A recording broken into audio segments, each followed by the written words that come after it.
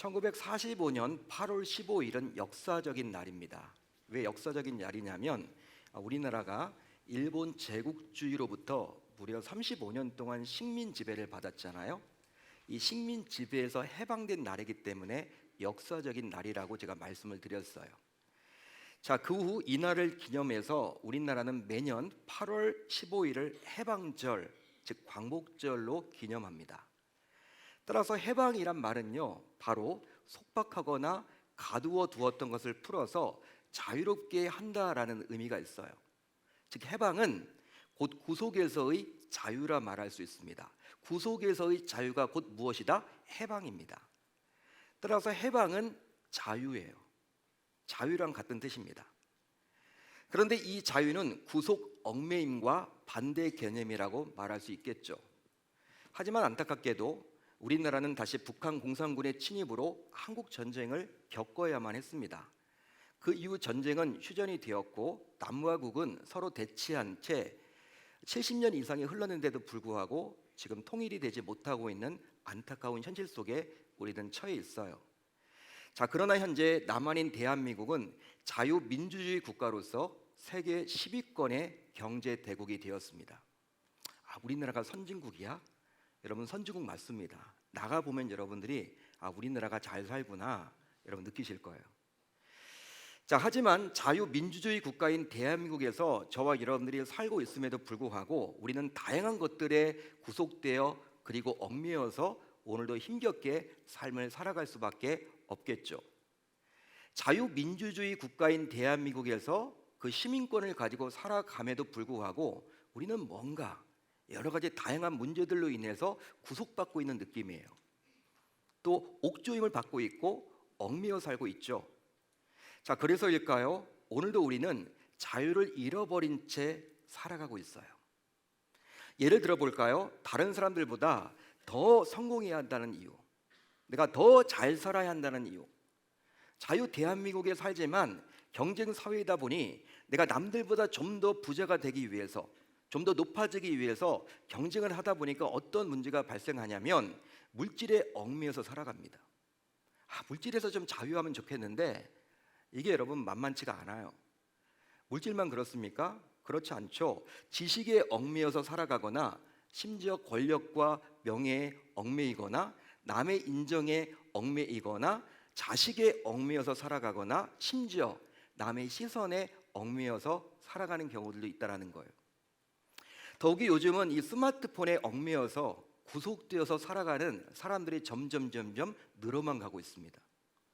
여러분, 아침에 일어났을 때 뭘 가장 먼저 찾으세요? 뭘 가장 먼저 찾으세요? 요즘 스마트폰 아닌가요? 일부 예배 때는요, 거룩하신 분들만 왔나 봐요. 일어나자마자 하나님을 찾는데요.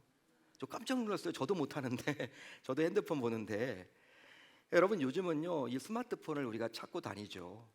한시도 여러분 스마트폰이 없으면요 살아갈 수가 없다 보니까 이 스마트폰 없으면요 불안합니다. 왠지 여러분 불안해요. 여러분, 이게 얽매였다라는 증거거든요. 물론 예수를 믿는 신자라고 해도 예외는 아니죠. 한마디로 신자인 저와 여러분들 또한 자유와는 거리가 먼 무언가에 구속되어서 오늘도 살아간다라는 거예요. 이처럼 신자와 불신자들 모두 무거운 돌덩이를 짊어진 채 살아가는 경우가 허다합니다. 자, 그렇다면 요즘 여러분들을 구속하고 자유롭게 살지 못하도록 하는 것은 과연 무엇이 있습니까? 혹시 지금 이 예배를 드리는 이 순간에도 나를 억압하는, 나를 옥조이는 그 무엇 때문에 마음이 몹시 답답하고 이렇게 무겁고 너무나 힘들지는 않습니까?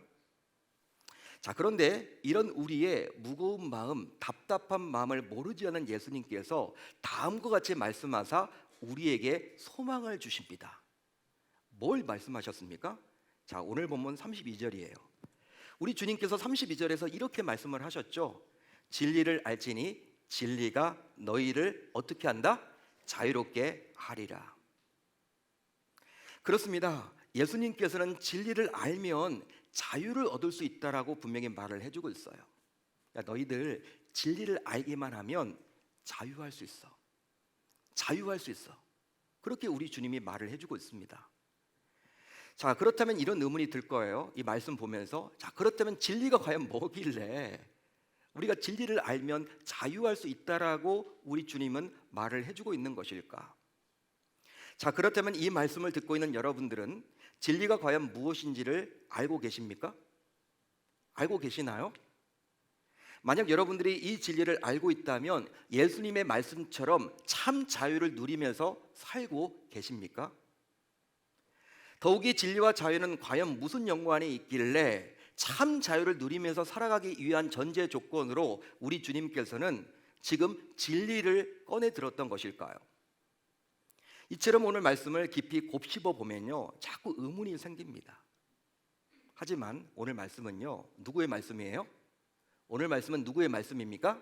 하나님이신 예수 그리스도께서 직접 해주신 말씀이기에 혹시 여러분들 가운데 현재 무언가로 인해서 무엇 때문에 답답하고 불편한 상황이 지금 계속되고 있다면 진리가 무엇인지를 정확하게 알게 됨으로 말미암아 참 자유를 누리면서 살아갈 수 있어야 할 줄로 믿습니다.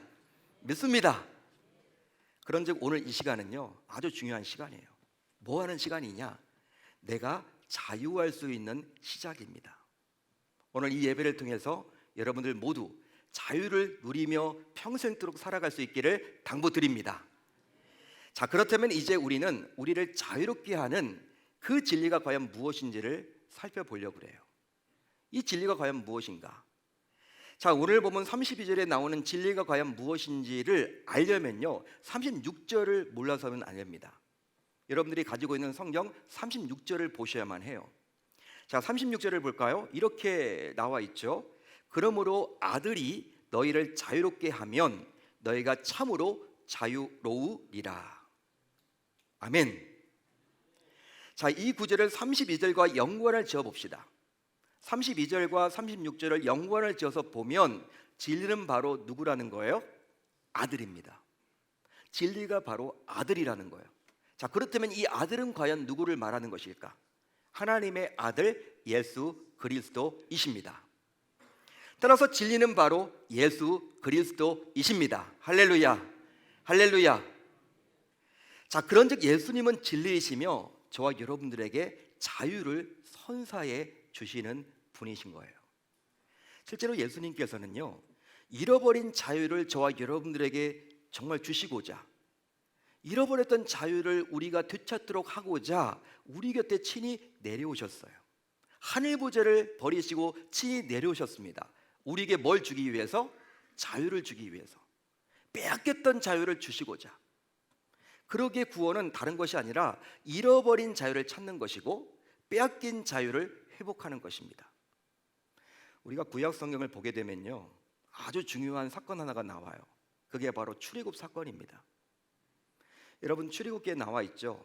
이 출애굽 사건이 왜 중요하냐면 구원 사건입니다. 구원을 우리에게 보여주고 있는 거예요. 여러분, 선민 이스라엘 백성들, 하나님의 백성들, 하나님을 믿는 백성들이 애굽에서 어떤 노릇을 했습니까? 종 노릇을 했어요.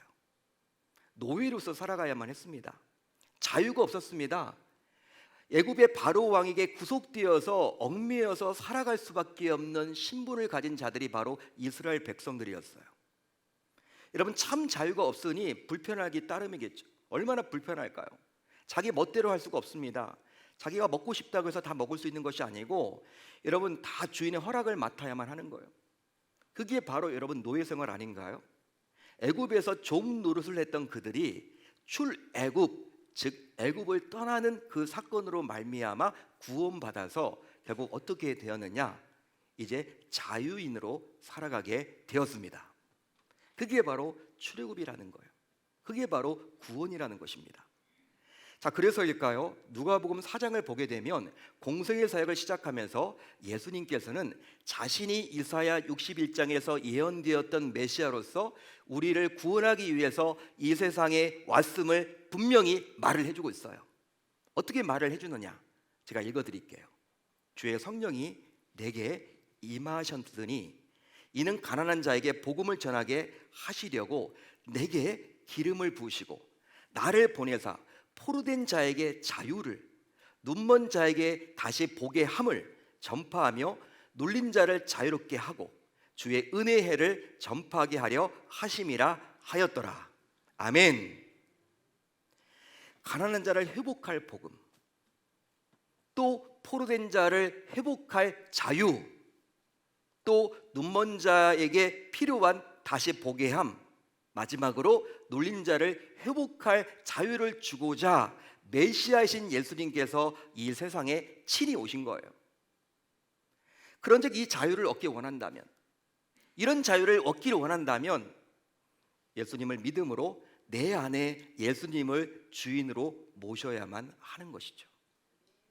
따라서 이 시간 예수님을 믿는 우리 모두 주님께서 주시는 참된 자유를 가지고 누려야 할 줄로 믿습니다.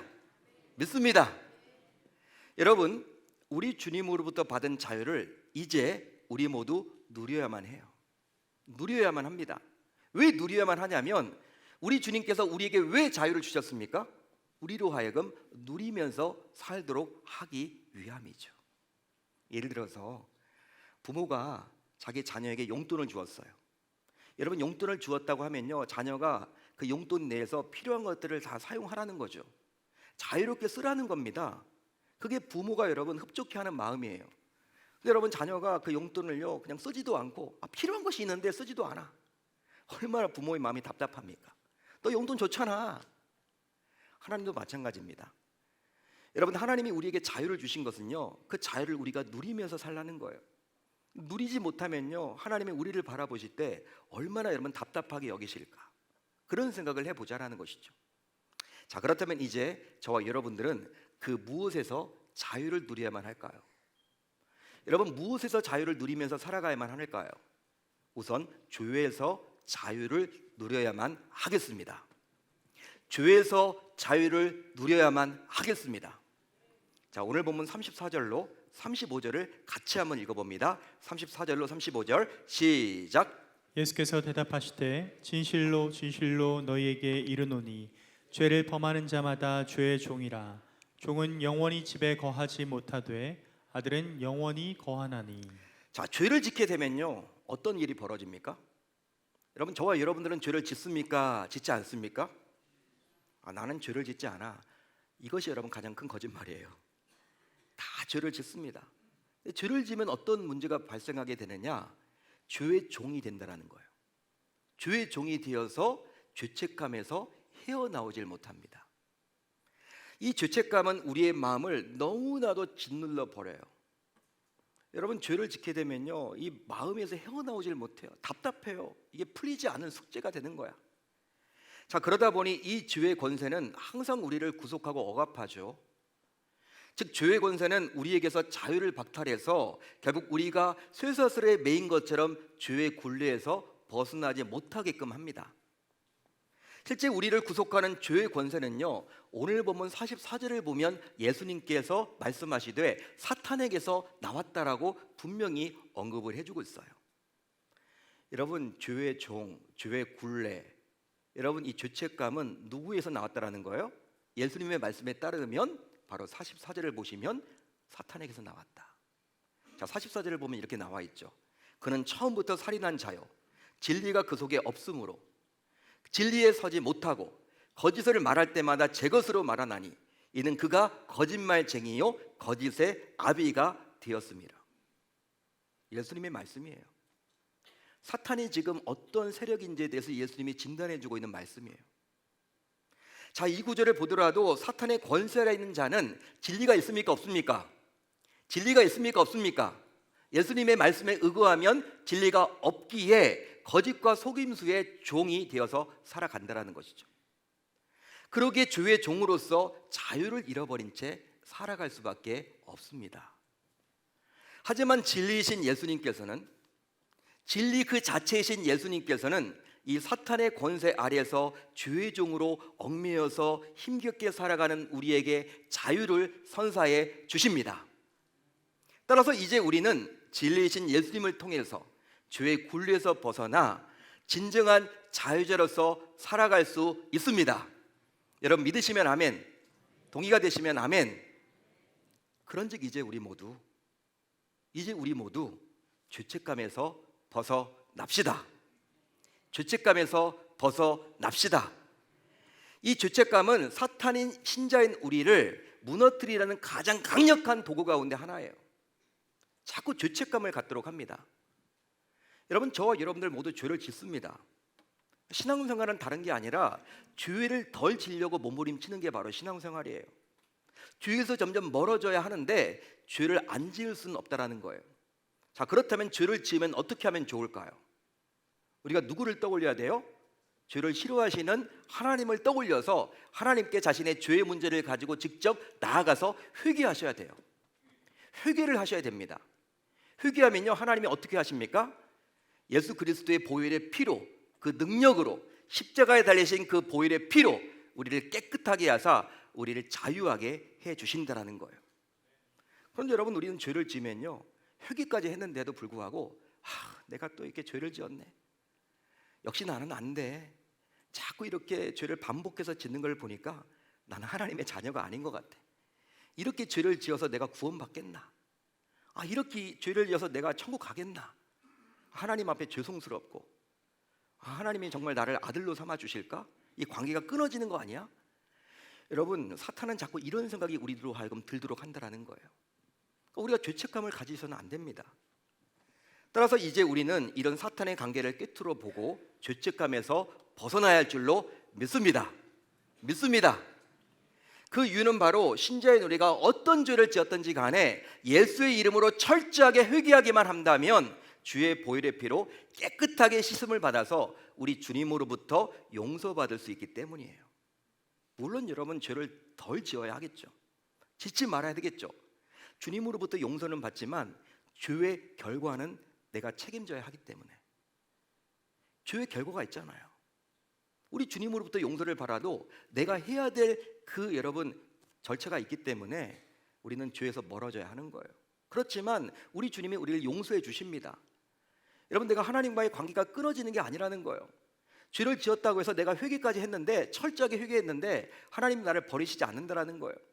자꾸 사탄은 우리로 하여금 이것을 여러분 속삭입니다. 네가 그렇게 죄를 지었는데 천국 가겠냐? 넌 더 이상 하나님의 자녀가 아니야. 교회 다닐 필요 없어. 너는 안 돼. 이런 식으로 자꾸 우리를 유혹한다라는 것이죠. 우리는 여러분, 이런 사탄의 관계를 능히 알고 깨쳐야 하는 거예요. 깨트려야 하는 거예요. 실제로 철저하게 하나님께 회개한 자를 그 어느 누가 정죄하고 판단할 수 있단 말입니까? 바울 사도 역시 로마서 8장에서 다음과 같이 말을 해주고 있어요. 어떤 말을 하셨느냐? 그러므로 이제 그리스도 예수 안에 있는 자에게는 결코 정죄함이 없나니 이는 그리스도 예수 안에 있는 생명의 성령의 법이 죄와 사망의 법에서 너를 자유케 하셨느니라. 해방하셨느니나, 해방이란 단어가 바로 자유 아닙니까? 자유케 해주셨다라는 거예요. 그런즉 오늘 이 시간부터 진리이신 예수님을 믿는 저와 여러분들 모두 죄에서 자유를 누려야 할 줄로 믿습니다. 죄를 덜 지으십시오. 그렇지만 지은 죄를 철저하게 회개하기만 하면 우리 주님은 깨끗하게 용서해 주십니다. 죄책감을 갖지 마세요. 자유하실 수 있기를 당부드립니다. 다음으로 질병에서 자유를 누려야만 하겠습니다. 질병에서 자유를 누려야만 하는 거예요. 자, 건강해야 될 인간이 병들게 되었죠. 여러분, 건강하면 좋은데 왜 우리는 병을 이렇게 달고 살아가야만 합니까? 여러분, 성경에서 보면 병이 어떻게 오게 된 거예요?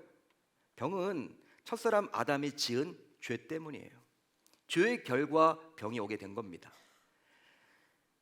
즉, 하나님을 떠난 이후에 수고하고 땀을 흘리게 된 육체는 결국 고단함으로 병들게 된 거죠. 그뿐 아니라 에덴 동산에서 쫓겨난 이후에 가시와 엉겅퀴가 무성한, 즉 환경이 파괴된 속에서 살아가야만 했기에 인간은 결국 몸이 아프게 된 거예요.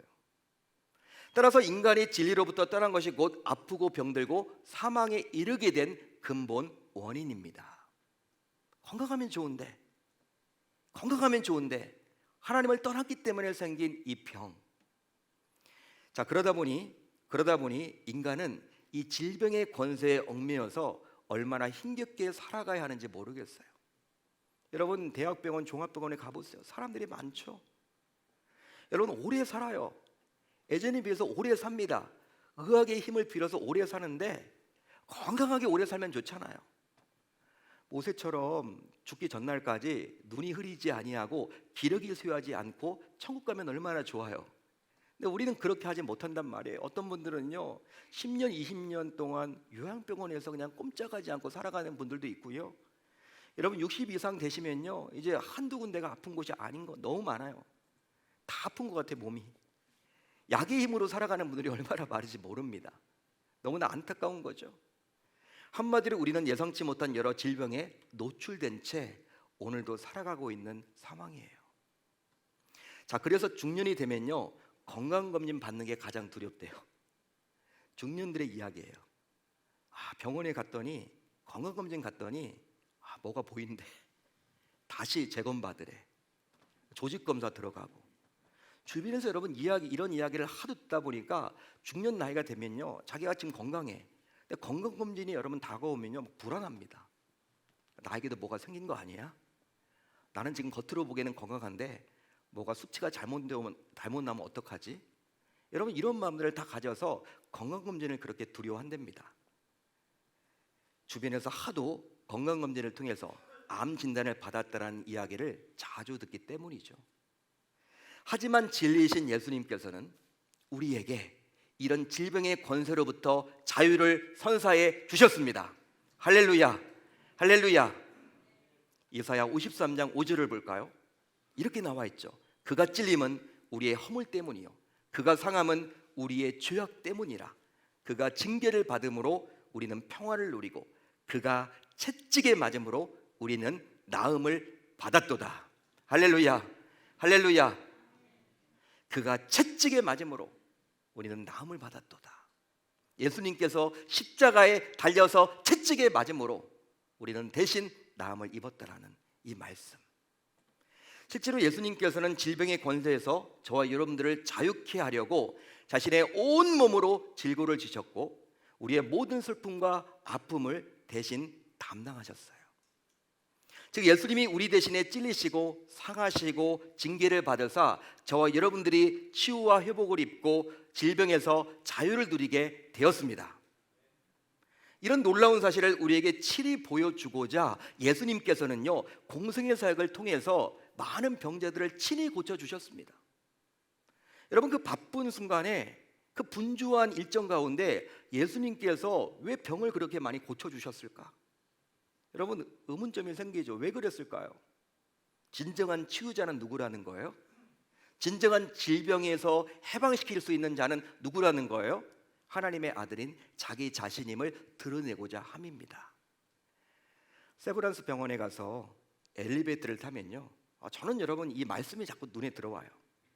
다른 분들은 이 말씀이 뭐 들어온다고 얘기 안 하던데 저는 목회자이기 때문에 그런지 몰라도 이 말씀이 자꾸 눈에 들어옵니다. 여러분 엘리베이터 타면요 여러 가지 여러분 덕지덕지 많이 붙어 있죠. 뭐 각종 컨퍼런스, 세미나, 여러분 이렇게 뭐 안내, 문구 굉장히 여러분들 많이 붙어 있는데 저는 여러분 이 말씀이 들어와요. 바로 무엇이냐면 진리가 너희를 자유롭게 하리라 이 말씀이에요. 아마도 기독교 재단인 연세대학교 건학정신이 담긴 말씀이기에 대학 부속병원에서 곳곳에 붙여 놓은 것 같아요. 그런데 여러분 저는 병원에 붙어있는 이 덕지덕지 붙어있는 이 말씀이 많은 환자들에게 위로를 주는 메시지라고 확신을 해봅니다. 왜냐하면 세브란스 병원은요 큰 병원이다 보니까 전국 각지에서 사람들이 몰려들어요. 여러분 감기 걸렸다고 세브란스 병원 안 갑니다. 장염 걸렸다고 세브란스 병원 안 가요. 팔 부러졌다고 세브란스 병원 안 갑니다. 거의 여러분 생사를 다투는 지방 병원에서 거의 고치지 못하는 중증 환자들, 암도 여러분들 뭐 보통의 암이 아니라 거의 여러분들 마지막 단계에 가는 병원이 세브란스 병원 아닌가요? 여러분 사람들이 얼마나 그 병원에 왔는데 불안할까요? 내가 수술 받다가 죽는 거 아니야?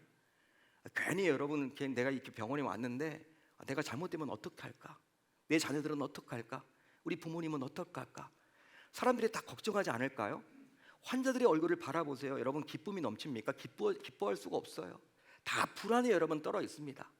그런데 그런 그들에게 환우들에게 힘겹게 살아가는 그들에게, 질병의 권세에 얽매여서 어렵게 살아가는 그들에게 예수님을 그들조차도 만나기만 한다면, 예수님을 그들이 인격적으로 만나기만 한다면 결국 질병에서 자유할 수 있는 메시지이기 때문에 얼마나 여러분 위로를 주는 메시지인지 모르겠어요. 저만 그렇게 생각하지 않겠죠. 그런즉 오늘 이 시간 행여나 우리 가운데 육신의 병마 또 정신적인 문제로 너무나도 힘들어서 치유가 필요해야 한 분들이 계신다면, 치유를 받아야 될 분들이 계신다면 나 대신 십자가를 지신 예수 그리스도의 권세로 모든 질병에서 회복되어서 자유를 누리며 살아갈 수 있어야 할 줄로 믿습니다. 자, 그렇다면 이런 놀라운 자유를 누리면서 계속해서 우리가 살아가려면 우리는 과연 무엇을 해야만 할까요? 뭘 해야만 할까요? 바로 자유를 계속 누리려면 진리를 떠나서는 아니 됩니다. 요한복음 15장을 보면 예수님께서는 자신이 준 참 자유를 빼앗기지 않은 비법에 대해서 우리에게 말을 해주고 있습니다. 참 자유를 빼앗기지 않은 비결에 대해서 말을 해주고 있어요. 자, 요한복음 15장 4절을 볼까요? 이렇게 나와 있습니다. 내 안에 거하라. 나도 너희 안에 거하리라. 내 안에 거하라. 나도 너희 안에 거하리라. 자, 이 구절에서 볼 수 있듯이 오직 예수님 안에 거할 때 자유를 계속해서 누릴 수 있는 거예요. 믿으시면 아멘. 따라서 진리이신 예수님을 떠나서는 결단코 자유를 누리면서 살아갈 수가 없습니다. 세상에서 주는 자유는요, 그때뿐이에요. 시간 지나면 불안합니다. 진정한 자유, 참 자유는 예수 그리스도께서 주시는 거예요. 그런데 진리 안에 거하기 위해서 이제 우리 모두 어떤 상황에서도 믿음을 버리지 않아야 합니다. 믿음을 버리지 않아야 합니다. 또 말씀 안에 거해야 합니다. 말씀 안에 거해야 합니다. 그뿐 아니라 주님을 끝까지 사랑해야 합니다. 주님을 끝까지 사랑해야 합니다. 할렐루야, 할렐루야. 사랑하는 성도 여러분, 지금 내 안에 진리 대신 예수님이 거하고 계십니까? 또 나도 진리 대신 예수님 안에 거하고 있습니까? 그래서 현재 나는 모든 것에서 어떤 상황 속에서도 진정한 자유를 누리면서 살아가고 계십니까? 왜 이게 안 되죠? 예수님 우리가 믿는데 왜 모든 상황 가운데 우리는 이 질문에 예라고 답변을 하지 못하는 것일까? 하지만 안타깝게도 자유를 누리지 못하는 그리스도인들이 점점 늘어만 가고 있는 상황이에요. 예수님을 믿는데, 내 안에 예수님이 이미 계신데 우리가 진정한 자유를 누리지 못하고 불안 속에서 염려와 걱정과 근심 속에서 살아가는 분들이 점점 늘어만 가고 있다는 거예요. 자, 그러다 보니 신자이지만 아주 사소한 일에도 예민하게 반응을 하고요, 염려와 걱정과 근심으로 무언가 마음이 답답한 상태로 힘겹게 살아가는 자들이 우리 주변에 얼마나 많이 있는지 몰라요. 어떤 말을 들으면 상처를 여러분 쉽게 받아요. 너무나 그냥 웃어버리고 넘겨버리면 좋은데 이게 여러분 마음에 그냥 꽂히는 거야, 맺히는 거야. 예수님이 내 안에 계시는데도 불구하고 그걸 여러분 자유롭게 풀어버리지 못하는 경우들이 얼마나 많습니까? 왜 그럴까요? 그런즉 이제 우리 모두 나는 과연 자유하는 기독교인인지 스스로 자신을 점검해야 할 줄로 믿습니다. 점검해 보자고요. 점검을 해서 진리이신 예수님 안에 내가 진정한 자유를 누리며 살지 못하고 있다면 이제 오늘 말씀을 반드시 기억해서 지금부터 예수 안에서 진정한 자유주로서 다시 시작할 수 있어야 할 줄로 믿습니다. 따라서 다음과 같이 당장 선포해 보자고요. 여러분 다음과 같이 선포해 보시면 좋을 것 같아요. 나는 예수 안에서 진정한 자유자다. 나는 예수 안에서 진정한 자유자다. 하나님의 자녀인 나를 구속할 것은 이 세상에 그 무엇도 없다. 하나님의 자녀인 나를 구속할 것은 이 세상에 그 무엇도 없다. 할렐루야. 그런즉 이제 우리 모두 자유하기 위해서 다음과 같이 다짐하고 결단을 해 봅시다. 뭘 다짐하고 결단하면 좋을까요? 이번 주 우리가 실천에 옮길 것은 과연 뭘까요? 바로 진리이신 예수님을 한순간도 잊지 않도록 하기 위해서 하루의 시작을 말씀 묵상으로 시작을 해 봅시다. 말씀 묵상으로 하루를 시작해 봅시다. 실제로 말씀 없이 일상을 분주하게 살다 보면 결과적으로 마치 세상 사람들과 다를 바가 없이 결국 무언가에 얽매여서 구속되어서 살아갈 수밖에 없다라는 거예요. 여러분 이미 우리 모두 다 해봤잖아요. 말씀 없이 여러분 살아보셨잖아요. 여러분 어떻던가요? 내가 정말 예수 믿는 사람인지 세상 불신자들과 별반 차이가 없거든요. 똑같이 염려하고 똑같이 걱정하고 똑같이 근심하고 똑같이 불안하고 예수 믿어도 왜 그럴까? 여러분 말씀이 내 안에 충만하지 못하기 때문에, 여러분 예수님을 떠올리지 못하기 때문에, 순간순간 위기 속에서 예수님을 기억하지 못하기 때문에 그런 일이 벌어지는 것입니다. 따라서 이제 우리 모두 진정한 자유를 누리면서 살기를 소망하십니까? 여러분들도 소망하세요? 진정한 자유를 누리면서 살기를 소망하십니까? 그렇다면 하루의 시작을 반드시 말씀으로 시작해 봅시다. 즉 다른 무엇보다도 말씀에 시간을 들여보자는 거예요. 참 그래도 감사한 것은요, 청년들을 포함하여 수백 명의 성도님들이 2주 전부터 리딩 지저스, 3주 전부터인가요? 이제 내일부터 출애굽기가 들어가는데 리딩 지저스를 시작합니다.